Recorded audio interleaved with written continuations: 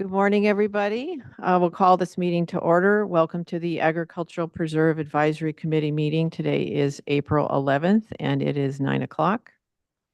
Could we have a roll call, please? Good morning. Sergio Ricardo. Here. David Stark.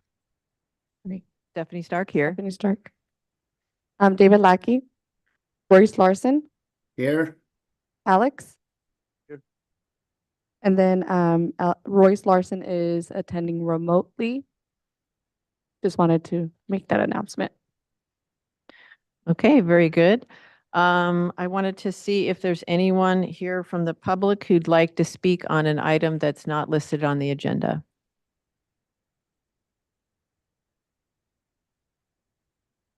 We do not have anybody in the audience and nobody online. Okay, thank you. We'll close public comment, but when we get to each item, we'll do a call for public comment during that time. Are there any ex parte communications, any committee members would like to share at this time on items that are listed on the agenda?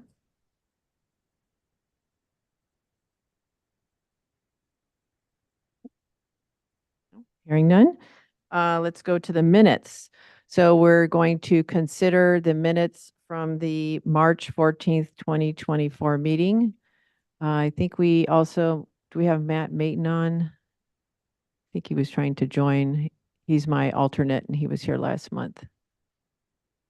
No. Okay. Okay. Let me see if I can message him. Maybe there's some discussion.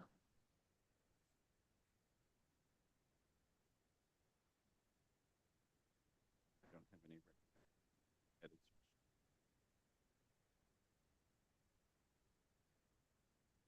Madam Chair? Yes, go ahead. I do have, under reports of committee members, item number 2. I just some corrections on the spelling of tri-M. Is tri-M as in mother, not AM. And then the contract number is 70 AP 122, not 022. And I would recommend wording the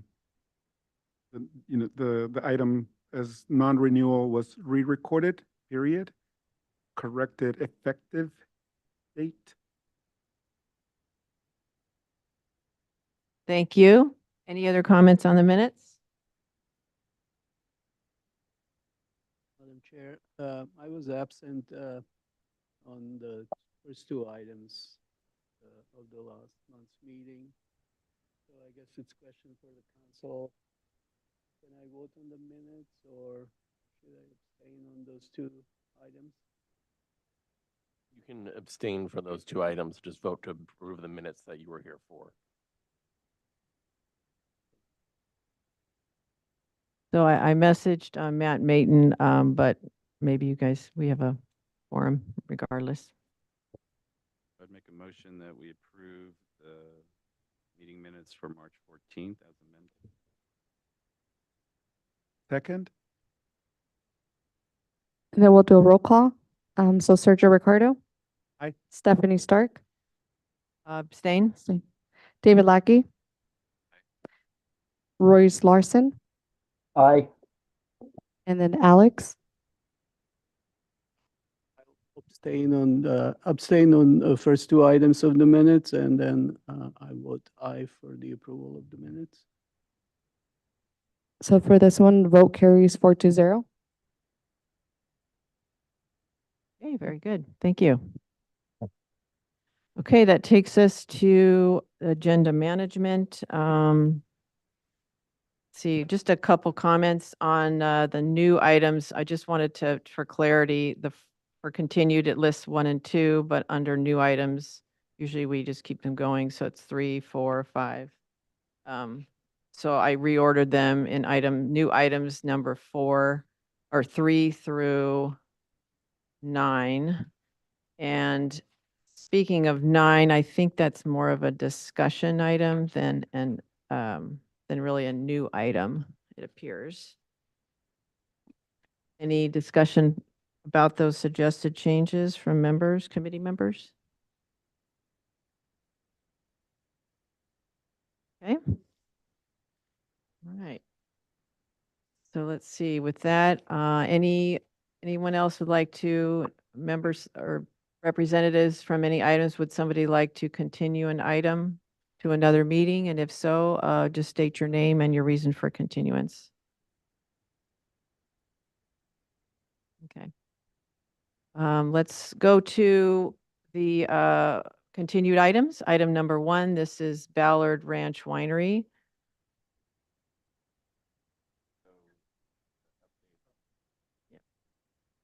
Sorry. The update from planning and development is that they're going to be closing the application. And so as far as on the review on the application, they're requesting that dropped.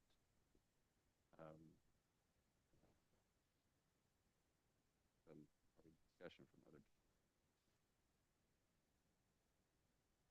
So I'm okay with dropping the item in terms of the, what the request was for the winery.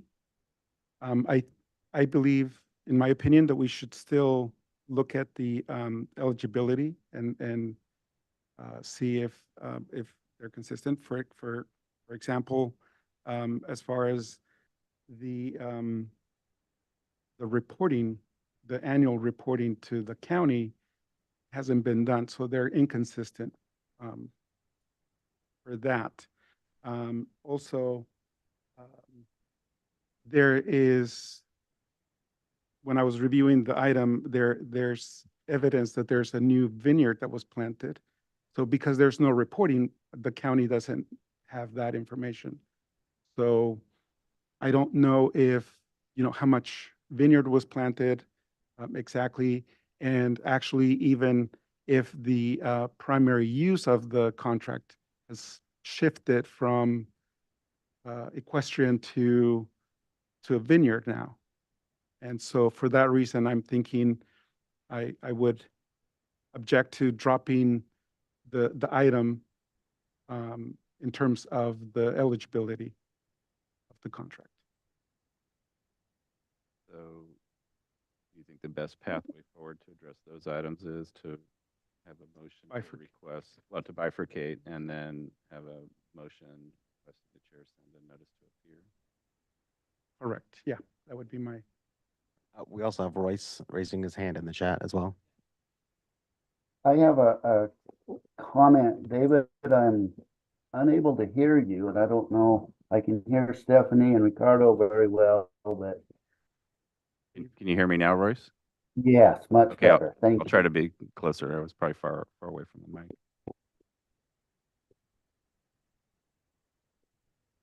Any other discussion on the item?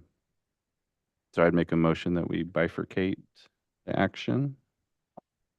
Take a motion on roll call on that, please.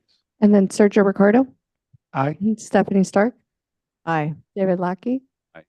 Royce Larson, Hi. Alex. Aye. Vote carries 5-0.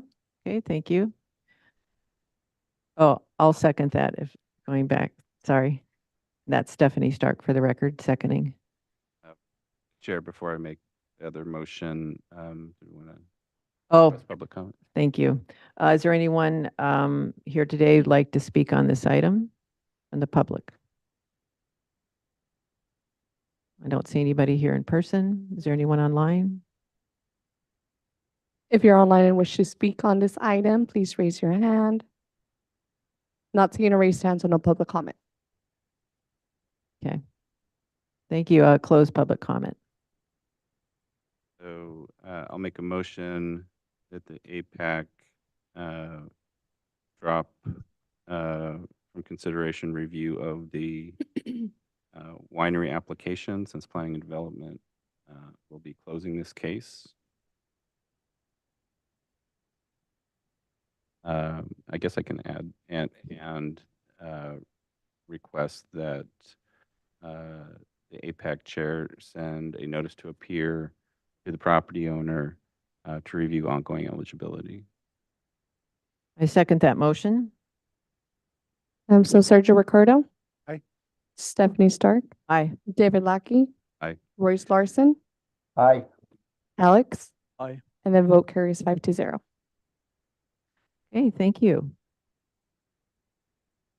Yes. Okay, that takes us to, that was item number 1. So item number 2 is 3350 Foothill Road LLC. This is for Ag Preserve number 03AP014. Let's see, this is continued from last month. So to get you up to speed, Chair, on this, so there was a separate item, an application that was on the agenda for this property. And when looking at that contract, realized that the committee in 2020 had taken action to recommend the board non-renew the contract. And I looked in our history, and for whatever reason, it was never moved forward to the Board of Supervisors. And so in our folders for this item, I included both the approved minutes from that meeting in 2022, reflecting the committee's action to request the board non-renew the contract. And I think one of the questions I think for council is that since we're 4 years removed, can we still just direct planning and development to move forward with that motion from 2020 to forward the committee's request to non-renew the contract? Yes, you can, yes. I think that would be the eventual motion that I would make. I wanted to see if there's any questions or comments from the committee. Okay. and public. Yeah, I see the letter from the chair at the time, Debbie Troop, 60-day letter, which is our process to send that to the property owner. And I do see the minutes from that meeting as well. Thank you for including those and getting me up to speed. Before we take it to the committee for discussion, is there anyone from the public who'd like to speak on this item today? If you're online and wish to speak on this item, please raise your hand. Okay, We do not have any public comment. thank you. Close public comment.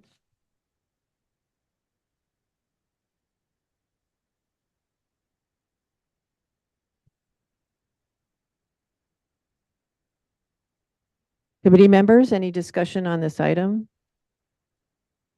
Just to clarify, so we're basically just instructing the END to follow through with the, what we recommended in 22. Thank you. Okay, yeah. I would make a motion that the APAC requests that the APAC's motion from November 6, 2022, recommending that the board non-renew contract 03AP014 be forwarded to planning development for processing. Second? We'll do roll call. So Sergio Ricardo. Aye. Stephanie Stark, Aye. David Lackey. Aye. Royce Larson, Aye. Alex. And vote carries 5-0. Okay, thank you very much. Okay, that takes us to new items. It shows up as item number 1, but this is renumbered as item number 3. And both item 3 and 4 were brought to the committee together as a group. They're both under the same contract number, 71AP060. There is a B associated with the first contract under Bliss Lands Incorporated, and then the next one is Bliss Victoria Summerlin Separate Property Trust. And we're bringing this before because there's been some changes to the contract through change in ownership, and so they're no longer under common ownership. So our process, the committee's process, is to send notice to appear letters to both landowners at the same time, to give an opportunity for them to speak and weigh in on this. We just are pointing out that it currently isn't under common ownership, which is not consistent with the uniform rules. So, Madam Chair, Yes. for these items, I invited Hannah Nelson, appraiser with the assessor's office. And she can actually provide a brief overview. Terrific. Yes. To be. You're welcome. Yeah, come on up. I think we also have perhaps the owner and representative, so we'll give you an opportunity to speak as soon as we hear from the assessor's office. Thank you. Morning. Good morning. Can you hear me okay? Yes, we can. So yeah, I'm here. I was to give a brief explanation of the events that occurred. You described the first one already. It was the change in ownership of parcel 001090038 that sold on June 27th of 2023. Like you mentioned, now they're no longer under common ownership.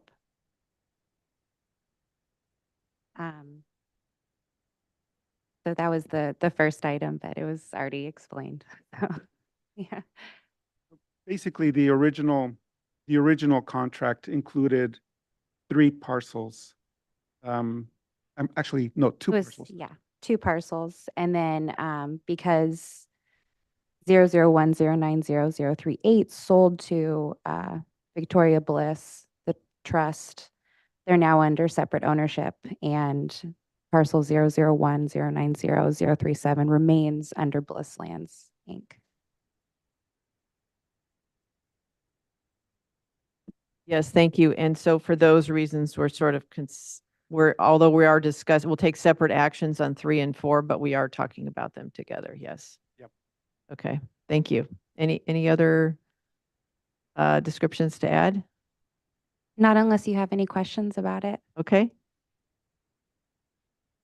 Committee members? I would just, Teresa, could you make me, or allow me to share my screen? Yeah, we'll pull up the air photo and the image. Thank you.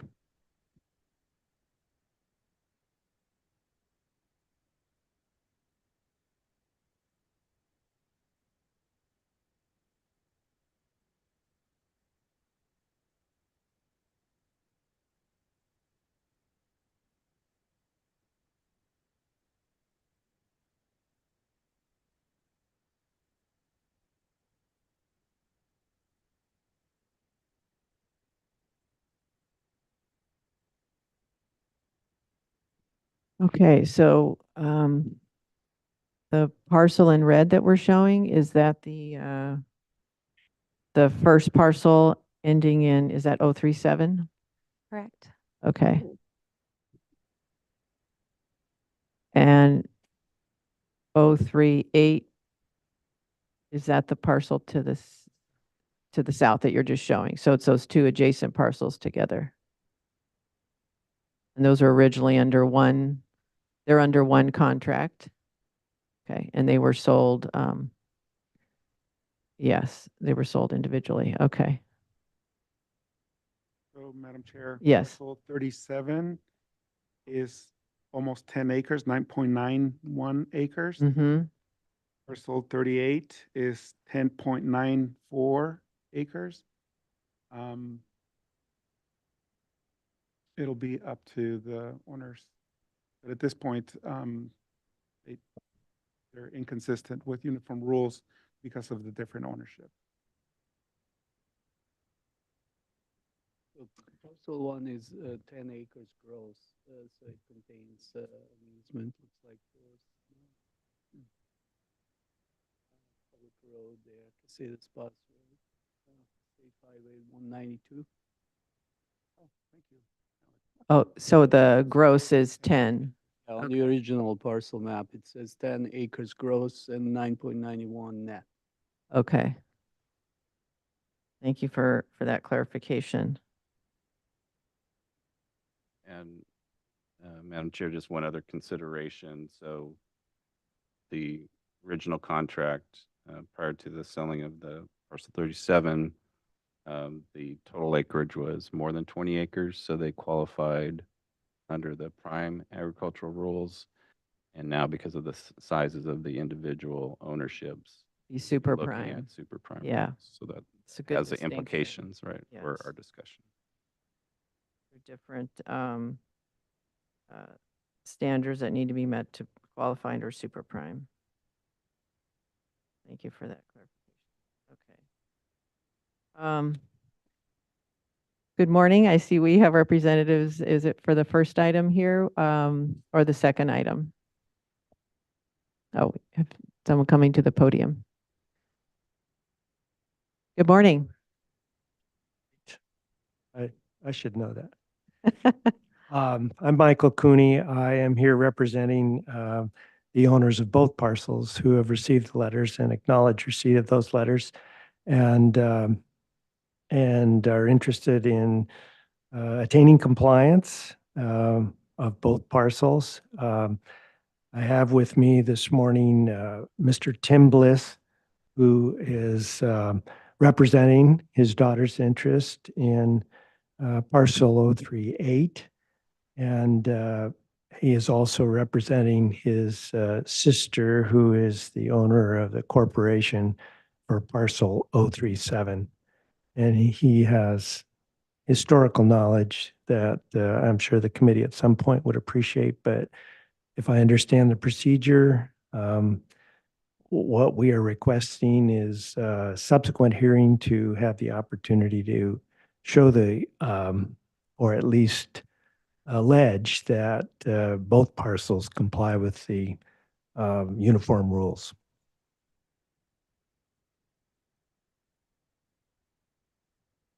Thank you very much for that information. Yes, so that's right. Our initial step is to write the letter, and that goes to the landowner because it was brought to our attention from the assessor's office.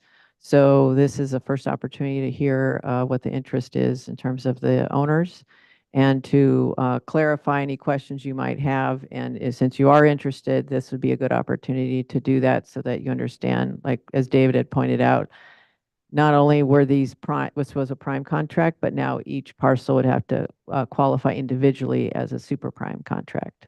So that would mean not just the planted acreage, but also the limits on any existing development. Those are all considerations.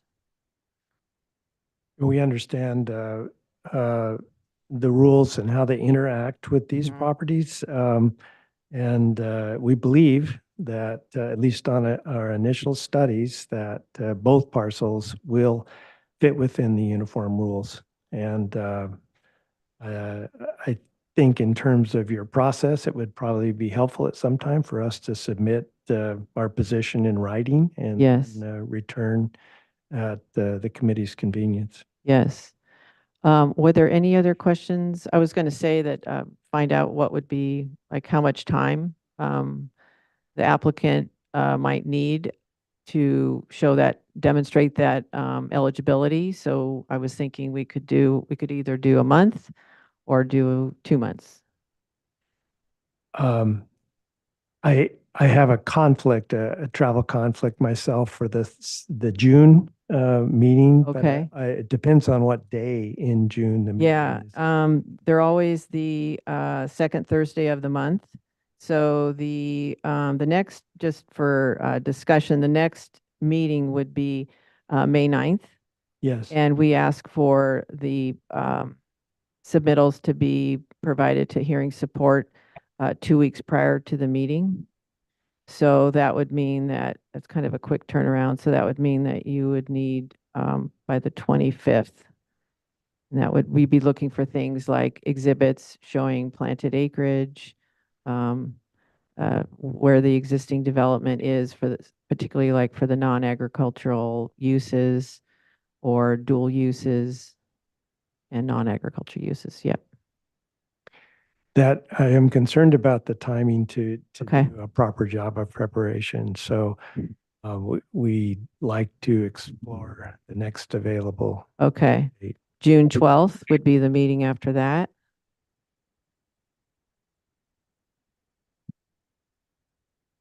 Out of the country. Okay. So sorry, I didn't talk to him about that second meeting, but let me just ask Mr. Bliss and then I'll. Sure. for the And record. while you're conferring, the committee up here, we also have to take public comment. And so we'll, Okay, yeah, just Thank hang you. tight. Committee members, anything to bring up at this time, or what are your thoughts on the timeframe? I guess just a clarification, so on its face, the fact that there's not single ownership of the contract is the issue, and then normal process would be that each of the individual ownerships would need to apply for their own agriculture preserve contract.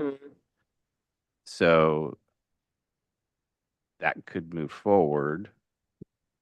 I mean, the landowner could move forward, particularly on, I think, parcel 38, since there are no structures on parcel 38.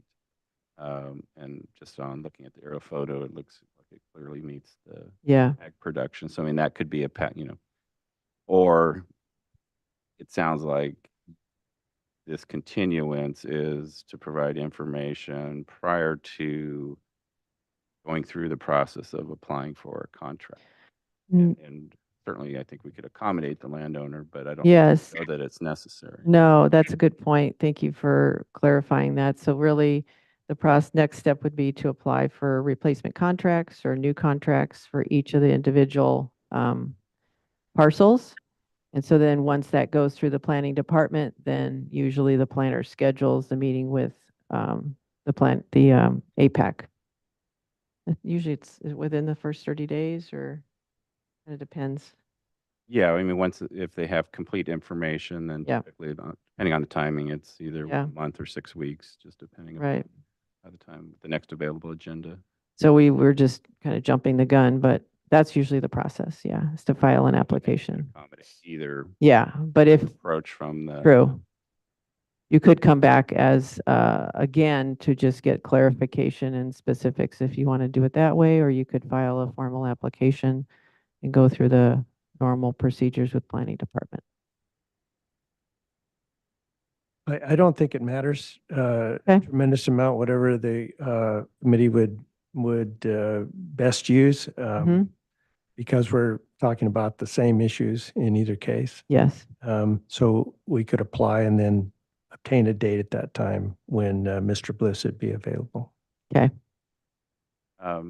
And then I do have a question for Mr. Bliss on, maybe if you can come to the microphone and just describe, on parcel 37, I think on the southern end of the parcel, there's some structures, and I believe those are used sort of as packing facilities for Calavo and other avocado growers. Maybe you could provide how those structures are used.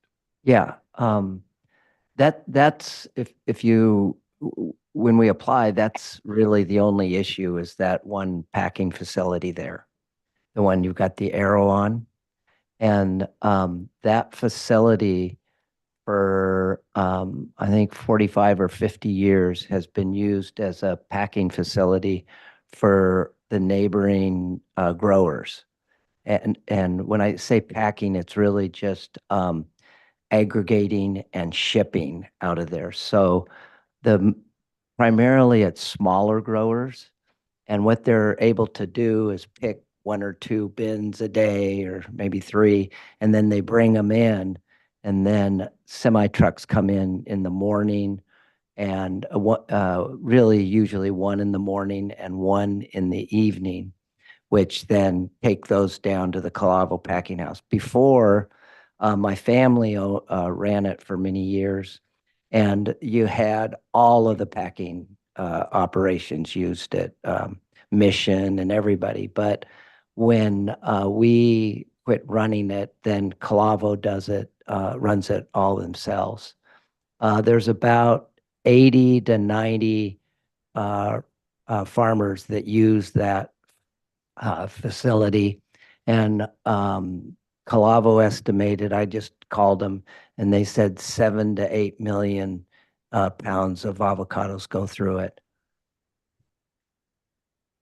every year. Thank you. Yeah. And I think one of the questions that we have is that there's a section called compatible uses in the uniform rules.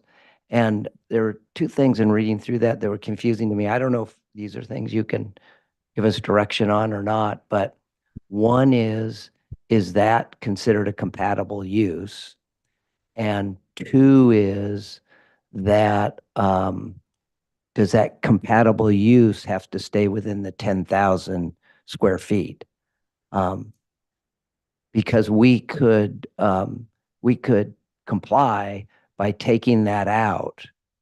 The only thing is it removes it for all the neighboring farmers. Yeah, so for your first question on compatible uses, those agricultural support type of structures are compatible uses. But your second point, I think, is kind of one of the key points, and just wanted to get it into the conversation for the committee, because that, I think, is the issue, is that because on the super prime rules, the non-agricultural development envelope allowance for essentially a 10-acre property would be 10,000 square feet. And that includes any agricultural support structures are counted towards that. And I think the discussion for the committee, and that's why I thank Mr. Bliss for providing the information on how those buildings are used as a regional serving agricultural support.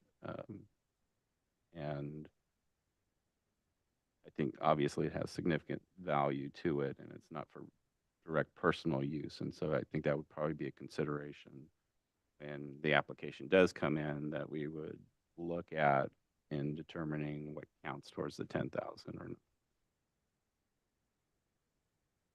Since we're not agendized for that, but I think there's a strong argument to say that it has a larger benefit than that we wouldn't count it. But that's just my thought. I agree on that note, and I would definitely include the figures that you stated as far as the tons and how it contributes. Just facts and figures would be helpful in your submittal. Yes. Okay, thank you. Yeah. No, I was just, this is for the next meeting, I guess, when we actually look at it. Just want to look and see if the committee has a way to make an exception, like in this case. Or are the rules do the rules strictly say nothing shall be exceeding the limit? Yeah, and I think that's a good point, Sergio, that we can have that discussion. And I think there is other precedent that I think maybe last year, I think on the other side of 192, there was a project on contract. Remember, we were struggling with, they wanted to do the ADU and the size of it, and we were struggling with the envelope, and they had the same thing. They had some structures that were constructed prior to when the new uniform rules added those more stricter requirements, and the APAC made at least an interpretation at that time that for some of those structures these are still personal use structures, but they were structures that were in place prior to those new rules being in place, and so we didn't count them towards the rule. So I think we have made similar exceptions based on the evidence. Yes, and for the applicant and the representative, Mr. Cooney, I would take a look at Uniform Rule 1-4 D. It pertains specifically to the super prime contracts, because it used to be a prime contract, and now that since being divided, they have to both qualify for super prime. And that's what we're talking about, is that specific rule. I believe that Mr. Bliss and I have conferred about that, but we'll take a closer look and very much appreciate the comments today. in terms of how the application is written, and we'll get that in the near future while we're still able to remember it. Yes, very good. Any other questions from the committee? Not questions, just, that, so each of the properties, there'll be separate applications Mhm. with planning and development for essentially the 37. I guess 37 would be a replacement contract and 38 would be a new contract, but they're the same application. And I think our action today probably would be to continue this to track that the owners are making progress on getting the application in. In the past, some landowners did not make progress, and then we would have to take separate action. But it's likely that we'll at least have a continuance to some Agenda, date yeah. just to track this. That's great then. So we don't have a specific date to submit this by, but Mr. Lackey will find me Where to find you. if we're slow. But I think we want to get this all settled as Tuesday quickly. morning, we can just look in the door here. Thank you very much. Yeah, thank you for speaking and coming today. Mike. Is there anyone here who would like to speak on this item? Specifically item number 3 at this time. We do not have any public comment. Okay, very good. I'm going to close public comment. Any other discussion from committee members specific on item number 3? I guess my question was, could we take an action on 3 and 4 together as far as just to continue? Make one motion, or we could do one motion for both? Right. Oh, okay. Okay. All right. Let's do that. So I'll make a motion that we continue items number 3 and number 4 to the July APAC meeting to track progress on the owners submitting new and replacement ag preserve contracts. You want to continue to July or to June? I think July gives a little bit more time. Okay. Maybe they'll already be in the. Okay. All right. Very good. I'll second that. And then we'll do roll call. Sergio Ricardo, Aye. Stephanie Stark, Aye. David Lackey, Royce Larson, Aye. Alex. Aye.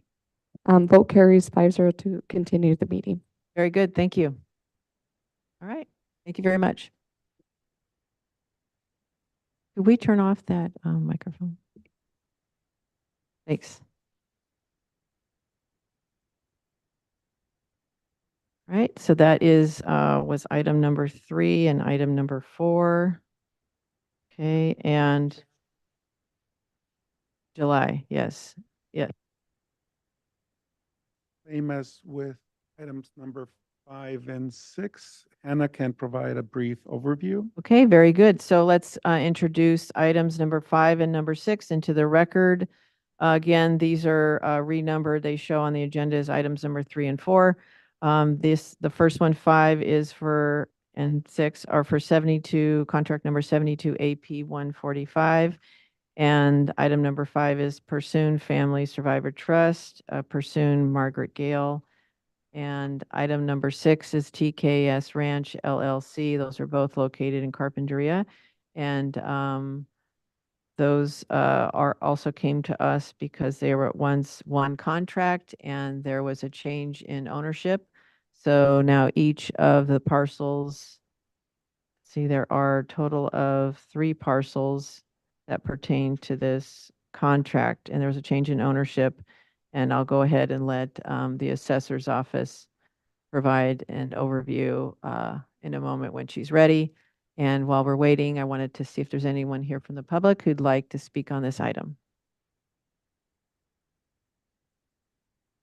So we do not have any public comment, but we have Susan that's here to speak on behalf of the TKS. TKS Ranch? Yes. Okay.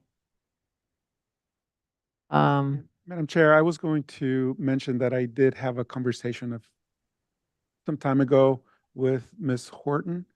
But I'm glad she's here today. Thank you for that disclosure and close public comment. And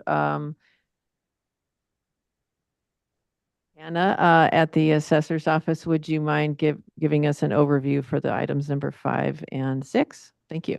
And then we'll get to the representative here today online about these two, or this contract. Okay. Thank you. So item number 5 is 72 AP-145. It's the Pursoon Family Survivors Trust. And the contract was originally 3 parcels. It's 155-260-26, 155-260-27, and 004-004-015. So 2 parcels changed ownership on April 20th of 2023. Those were the 155-260-26 and 27. And the subsequent review of the current ownership indicates the contract is not under common ownership. So it changed into the trust in 2023, but during the review of that, it was noticed that actually in January 7th of 2011, parcel 004-004-015 was under separate ownership. So during the review of the 2023 change into the trust, the 2011 change in ownership was noticed. And so now we noticed that they're not under common ownership. So parcels ending in 026 and 027 are under one ownership. And that's item number 5, making 95.84 acres, correct? Correct. Okay. And then item number 6 is the parcel 004-004-015 for TKS Ranch LLC, Okay. which was the one that changed ownership in 2011. And that is 1.7 acres. Correct. Okay. So that one cannot qualify individually for a contract. It's just too Not small. individually, Yeah. Right. And I believe is it Pursoon? I think that's the correct pronunciation of that first contract. Okay. Our landowner. And we also have somebody here today who'd like to speak on item number 5, a representative. Are you speaking to me? Yes, Susan Horton. Thank you. I'm just here, just a courtesy to say that we're not going to be in the Williamson Act because we're less than 2 acres. Oh, yes. And, yeah, and I'm aware that you all know that. So that's Yeah. all I'm here for. Okay, thank you. Let's see, and so we're pulling up the air photo right now. Perhaps could we go through through item number 5, which parcels we're talking about? For item number 5, this is parcel 26. Okay, Below that is parcel 27. So those are the 2 Pursoon Trust parcels. And then from Ms. Horton, parcel that TKS Ranch is the smaller one. yes, I see. Okay.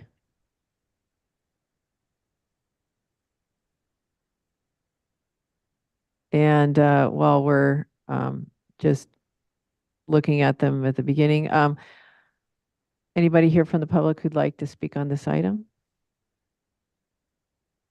We do not have any public comment. All right, thank you very much. Close public comment. Let's see, any, Madam Chair, parcels 26 and 27 together make up 95.8 acres. yes, So this, if the owner wanted to replace the contract or submit an application for a new contract, it would be a prime. yes, And we already heard from Ms. Horton that the other parcel, she does not want to continue with the ag preserve. So, but for 26 and 27, we would be reviewing the contract as a prime contract. yes. And just for the record, is there anyone here today who's representing that first parcel or the first case, number 5, the parcels 155-260-026 or 155-260-027?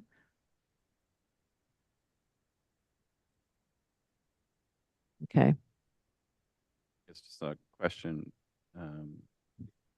Chair, did you receive any communications from representatives from the Pursoon Family Survivors Trust? Yeah, no, thank you for bringing that up. For item number 5, I received these, all of our letters are sent certified mail, and they're also a signature requested.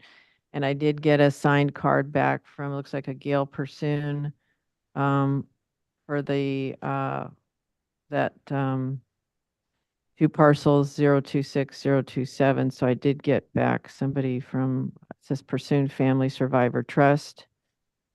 And TKS Ranch was sent certified mail, and I also got a signed letter back.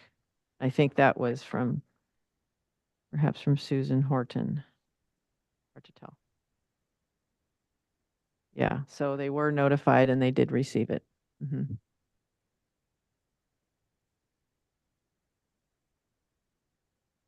I guess I'm trying to recall our process.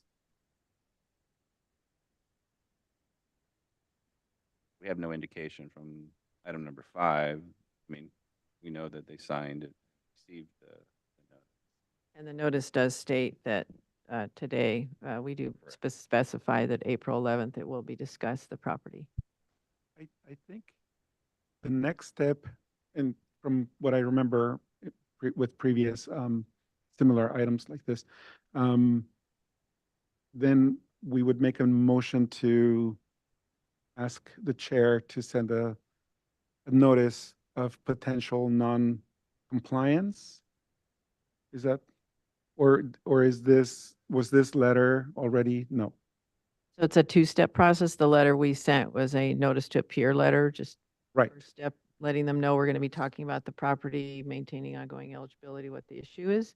And usually the next step, if a correspondence is the next step from the committee, then would be a direction to the chair to send a 60-day For potential non-compliance. notice, letter of, I think we call it a 60-day letter, which states more strongly that if you don't appear, take any action, then the committee will suggest non-renewal, county-initiated non-renewal. So, Madam Chair, I have a question about these 3 properties. Sergio, do you happen to know when, I only see in county inquiry, there is only 1 deed recorded in 2023. Are these larger 2 parcels owned by the same entity, or are they separate ownership? So the 2 parcels are owned by the Pursoon Family Okay. Trust. I'm looking at Hannah, but you can correct me if I'm wrong, Hannah. Those 2 are under one ownership, the Pursoon Family Trust. The small parcel, that one is owned by TKS. That was transferred, or that changed ownership in 2011. So for a long time, we just never noticed until recently when we reviewed the 2023 trust deed. That's when we discovered that the little parcel was not under the same ownership. And so that's what brings this item. For the large 2 parcels, I see 2 APNs, but I don't see how these APNs are assigned based on any typical subdivision process. So that would be the question for Right. for you, for the surveyor to Might be determine that whether it's one legal lot. lots, You know, right. that, or 1 lot, and 2 APNs. And then the smaller parcel, I don't see any evidence of that either, so I would need to do a research. Right.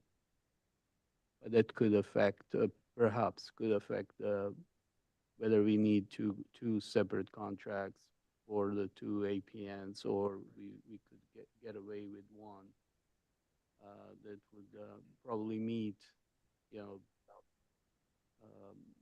different, or need to meet different requirement based on the acreage. So you're saying that from the Say that it's one single parcel. I see, and not two separate parcels? Oh, okay, Yeah, I don't know at this point. okay. I see one deed in 2023, and then for the smaller parcel, the third parcel, Sergio mentioned there's 2011 change of ownership, but I don't know if there's any history. Perhaps the owner could give us any information on that. Ms. Horton, it appears you're still online. Would you be able to speak to that? To the What are you question? asking exactly? I'm not sure. Okay, so this is Alex, County surveyor. County Surveyor's I Office. I kind of, I just briefly looked through our records, and I'm curious how your property was created. Well, at one time, my family owned the Pearson properties, Okay. and I don't know why. This was way before I was born, I believe. That little piece was just separate. Okay. And then when the Pearsons property was sold out of my father's estate, but my sisters and I still own that 2-acre piece. It's really a weird little thing. I don't know why it's there. I don't think I'm being very helpful. Thank you. I don't have all the information, obviously, but I'll do a little research, at least on these two larger parcels. Okay, Different outcomes. yes, okay, Deed goes back. okay, For the smaller parcel, parcel 004004015 looks like, yes, that was separate, at least back to 1981. okay. So, with that information, would that, this is a question to committee members, would that change our process or the next step regarding which is the letter, the 60-day letter? I'm just thinking about specifically item number 3, or sorry, 5. As of the, yeah, 5, and then 6, I think, pretty clear that it can't stand on its own for a separate But for contract. 6, we still need to send a 60-day letter. Yes, We can't take right, action. no. I think So our action would it be would be the same for same both. Yes. Okay, Go through the the steps. And that would also give time for the surveyor's office to do any research they need to do. Okay. And we could continue this to, let me think. Yeah. Yeah. So let's do at least, so if we're in the April, let's say July. So I'd continue it to the July, yeah, July 11th meeting. Yep. Okay. Is that your motion? Yeah, I'll make a motion to continue, or for the committee to direct the chair to write a 60-day letter to the property owners regarding potential non-renewal. Or just say 60-day letter, and to continue the item for both items to the July 11th, 2024 meetings.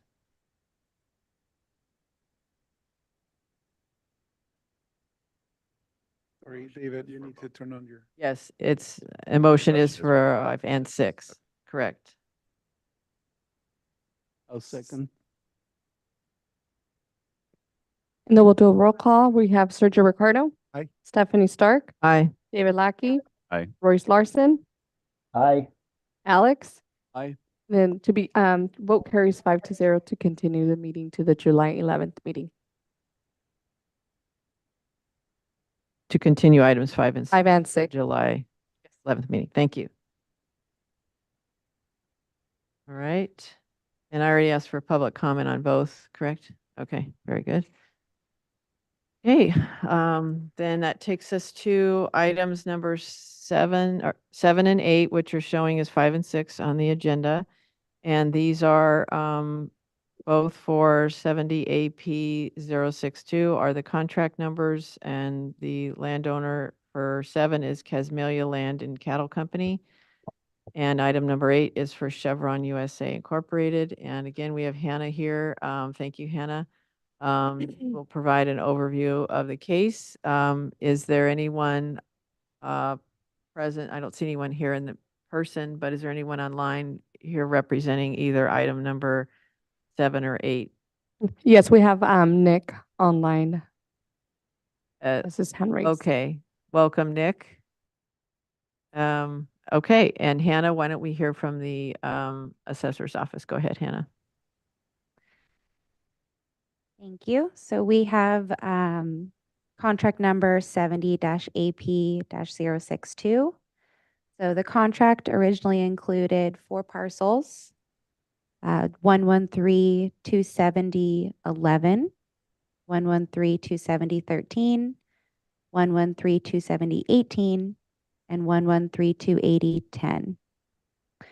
So parcel 113-270-11 changed ownership on February 2023, and that event caused the contract to no longer be under common ownership. And parcel 113-270-11 changed ownership to Chevron USA Inc., and that parcel is 198.27 acres. And the remaining contract is 1,229.97 acres.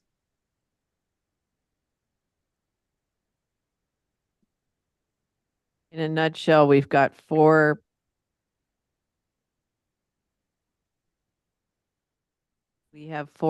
APNs, and so item number 8 consists of just one APN, the 113-270-0011, and that's 198.27 acres.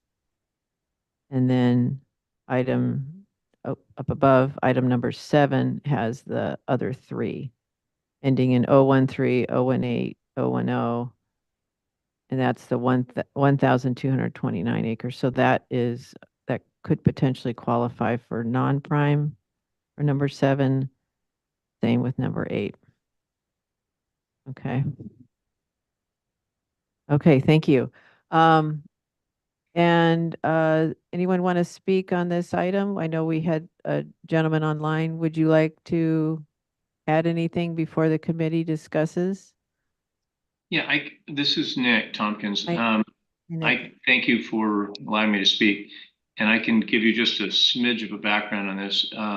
This was property that my father purchased in, I think 1939 or 1940.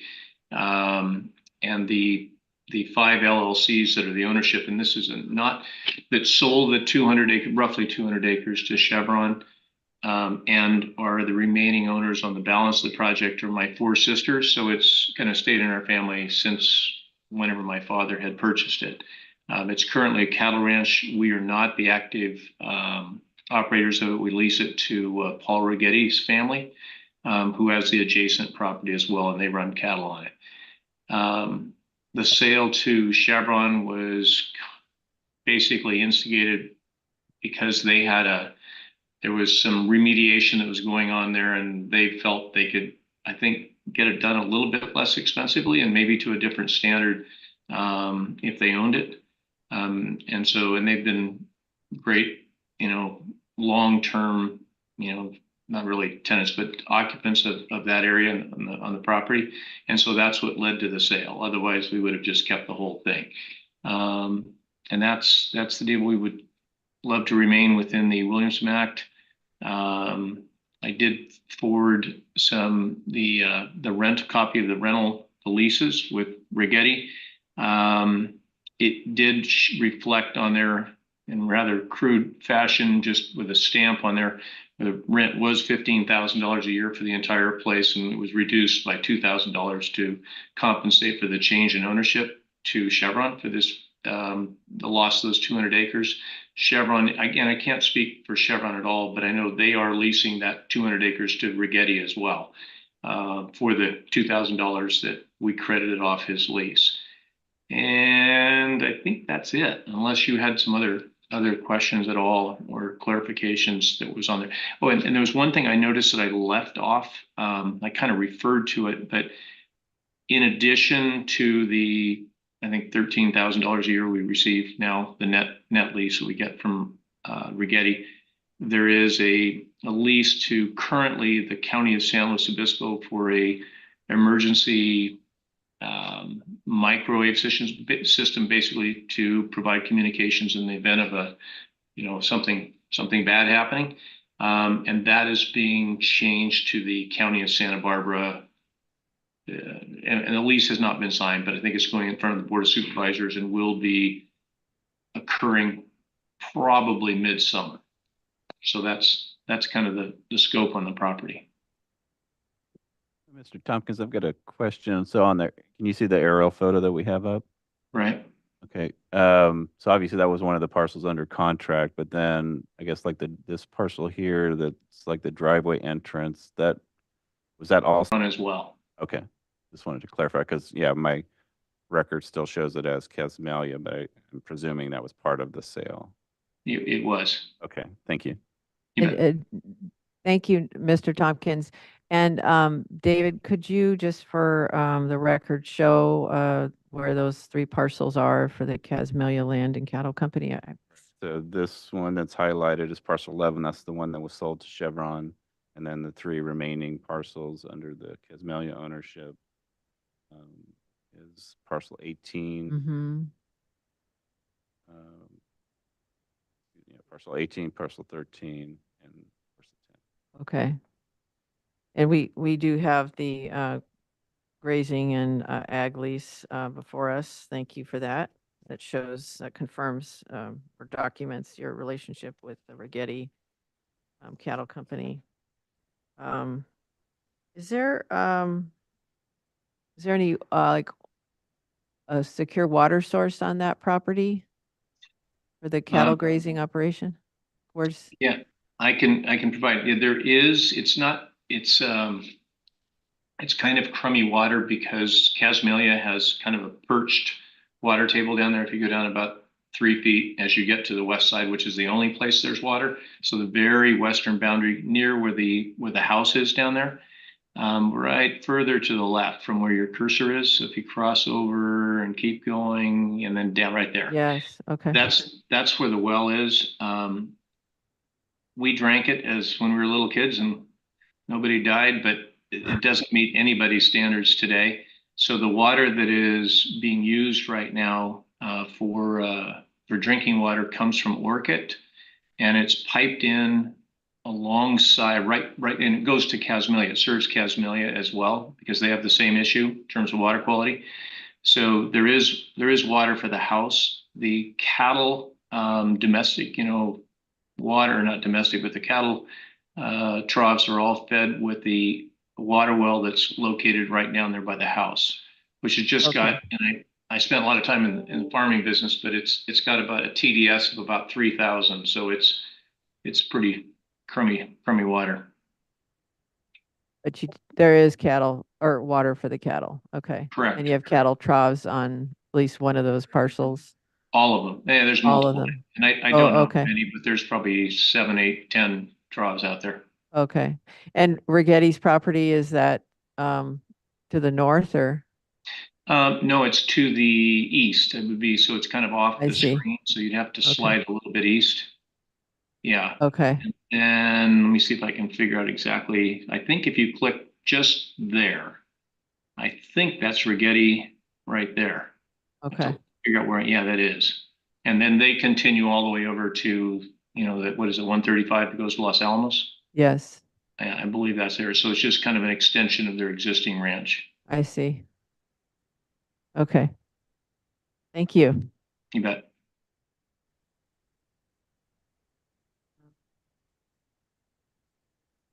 And I apologize, we did not realize we were triggering anything on a change with the Williamson Act, because I knew our acreage that was remaining was still fairly decent size, so I probably should have contacted you when we were doing that.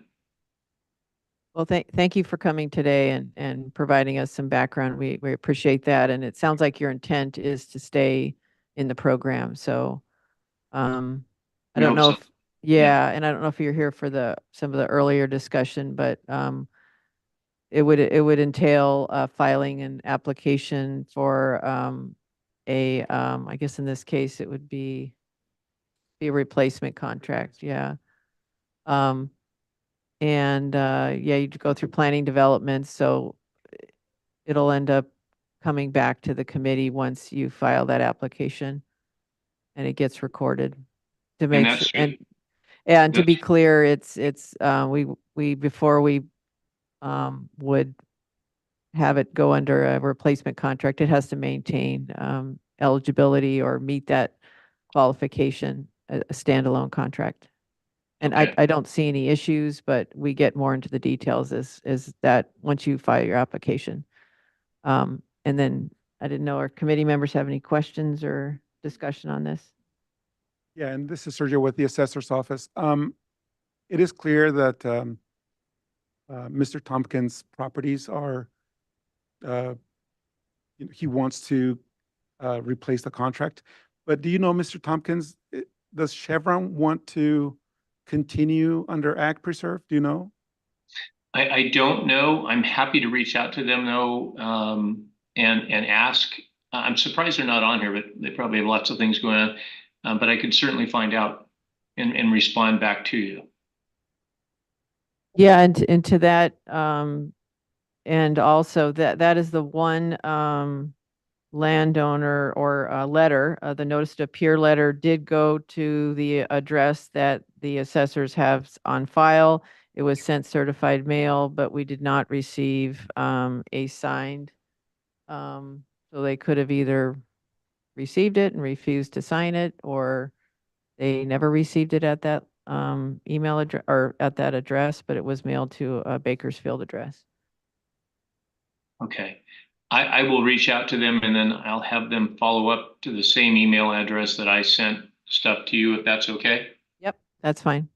Okay, and then just for clarification with the planning and building department, that, or it said planning and development department, that's the county of Santa Barbara. Yes. Okay, fair enough. Thank you. Yes, and we have, Mr. Tompkins, this is County Surveyor Alex Abramovich. I've noticed that you had a certificate of compliance application with us back in 2022, I believe, and I don't see that it was completed as a recording. Do you have any knowledge of that or information to give us? Yeah, I think that was MBS that was doing that. I didn't, when we looked through the whole thing, we got partway through that, and I didn't really see a purpose in doing it, in completing it. You know, there's very limited water that we're dealing with out there, and so we chose to just abandon it. Okay, thank you. You bet. And Mr. Tompkins, this is David Lackey from Planning and Development. Just to, one of the reasons why you would need to get a replacement contract is because the external boundaries of the contract have changed. And by result of selling one of those parcels to Chevron, now you're essentially what's remaining of your contract boundary is different than the original contract. And so that's sort of one of the main reasons why you need to come in and apply for a replacement contract with the Planning and Development Department. Okay. Thank you. Just to add to that, as far as the separate parcels and getting those into a contract, just having separate assessor's parcel number would not be sufficient to put it under one separate contract. We would need to make sure that legal parcel boundaries are not split by assessor's parcels. So I see that there was, I think we were ready to issue certificates of compliance, but then it just didn't get completed as far as I can see. So Okay, that's probably something to consider if you or I guess the other party that owns now the rest of the property would apply for a new contract. We would need to make sure that we have the entire parcel within the contract, not a portion of it. And Alex, is it No. correct that that would be looked at during the application with planning Right. development? They're going to be contacting the surveyor's office to determine parcel validity or, As far as the APAC, I don't get those questions. Usually permit questions trigger. not for a those, but not for a Not contract. not for contract, yeah. But that's something to consider when you apply. okay. And this is Stephanie with the Commissioner's Office. And just to clarify the questions we were asking about Chevron, it was just more of a curiosity, but your process doesn't, they're independent processes. So Chevron's action doesn't have any bearing on what your action or decisions are for your property. Just to Okay, be clear. thank We you. do appreciate you reaching out. Yeah. If you do have a contact with Chevron, Yeah. since, if they do have an interest of keeping the contract, Mm-hmm. that they may just not be aware of, or Yeah. right people have not been contacted. Right. It's a Okay. big organization, so. Okay, I just, before we perhaps make a motion, were there any other questions from committee members? Surveyor, I think you got a lot of good input today. D&D? No? Okay. Assessor's office, we're okay. I just wanted to open it up for public comment. Anybody online who'd like to speak on this item? I do someone that's connected via phone. So if you're online and wish to speak on this item, dial *6 to unmute yourself. And then *9 to raise your hand. Not seeing no public comment. Okay, very good. Thank you. I'll close public comment. Would someone like to make a motion on this or two items? You think we could do them together? No.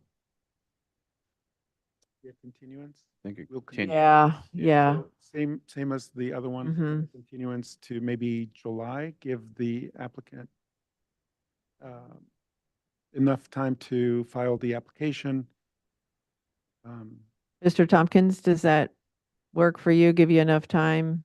But that's what we would be looking at. We would just be checking back to ensure that at least an application has been filed, at least for your properties, your assessors. parcel That numbers. is fine. That will work. Okay.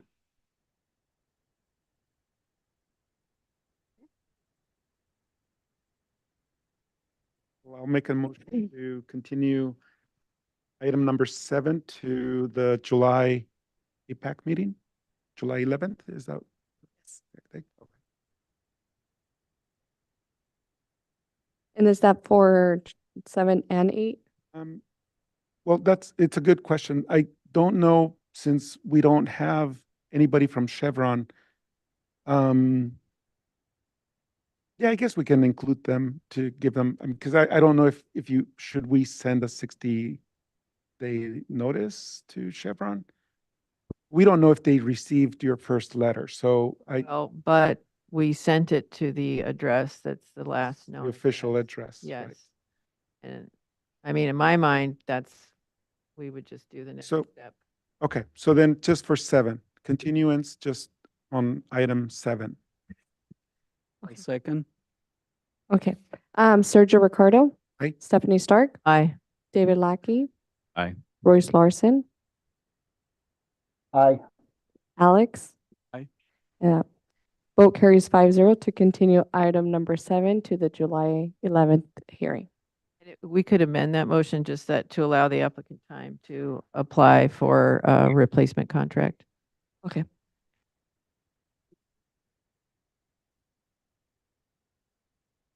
And then the new motion for item number 8 is motion to ask the chair to send a 60-day notice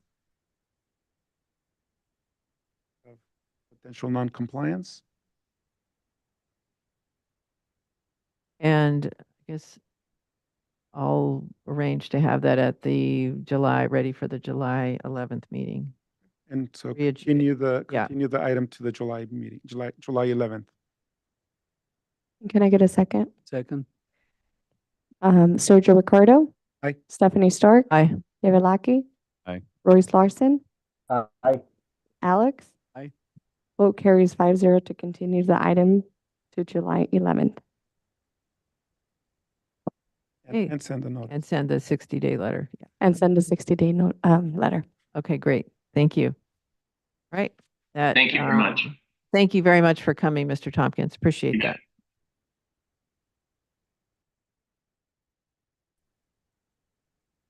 Okay, that brings us to item number 9, which is 7 on the agenda, and this is a discussion item for an ADU siting to consider the request of Brett Pursuit, owner for contract number 70AP115. And it appears to be just a request for discussion to place the ADU outside of a 2-acre primary residence envelope to address some geological issues. This is a grazing property and it's 104.65, so it is a non-prime contract.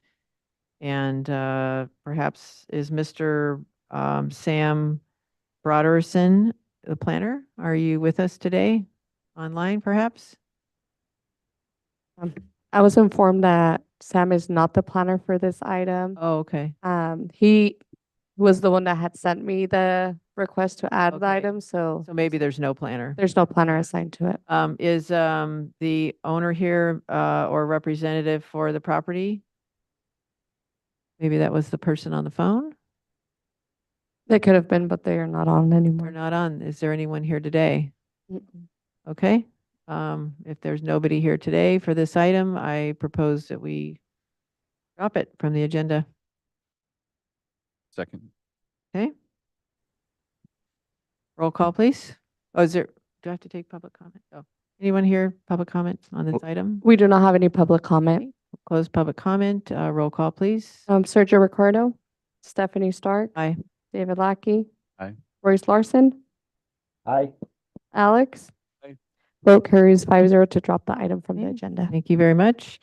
That brings us to reports of committee members. Anybody have anything? Thank you, Hannah.